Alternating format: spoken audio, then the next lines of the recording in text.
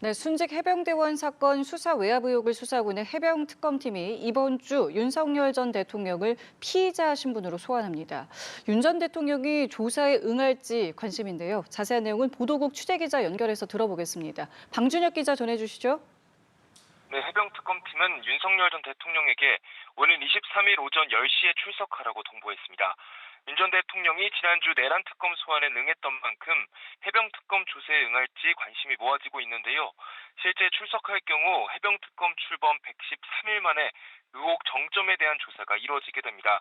윤 전 대통령은 이른바 VIP 경로설이 불거진 대통령실 회의에서 해병대 수사단의 초동 조사 결과를 보고받은 뒤 상급자 처벌 문제를 거론하며 크게 화를 낸 걸로 특검은 확인했습니다.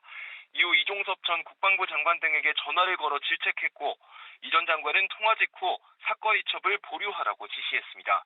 특검은 윤 전 대통령의 경로가 수사 외압으로 이어졌다고 보고 윤 전 대통령을 상대로 전반적인 사실관계를 확인할 계획입니다. 또 공수처 수사선상에 오른 이종섭 전 장관을 호주 대사로 임명해 출국을 돕거나 사실상 도피시키려 했는지도 따져볼 걸로 보입니다. 네, 그리고 내란 특검팀 수사 상황도 알아보겠습니다. 이 특검팀이 앞서서 영장이 기각된 박성재 전 법무부 장관을 이번 주에 다시 소환한다고요? 네, 그렇습니다. 내란 특검팀은 오는 23일 오후 3시 박 전 장관에 대한 추가 조사를 진행할 예정입니다. 앞서 법원은 위법성을 인식하게 된 경위나 인식한 위법성의 구체적 내용 등에 대해 다툴 여지가 있다는 식의 사유를 들어 박 전 장관 영장을 기각했습니다. 이에 따라 계엄 당일 박 전 장관 행적과 실제 위법성을 인식했는지 등에 대한 추가 입증이 필요할 걸로 보이는데요. 특검은 박 전 장관 추가 조사에서 위법성 인식에 대한 증거를 보강하고 구속영장을 재청구하겠다는 입장입니다.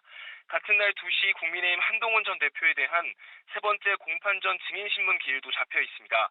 특검은 한 전 대표를 상대로 국회 계엄 해제안 표결 전후 상황을 따져봐야 한다는 입장인데요.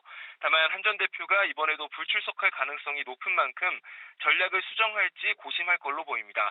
지금까지 보도국에서 전해드렸습니다.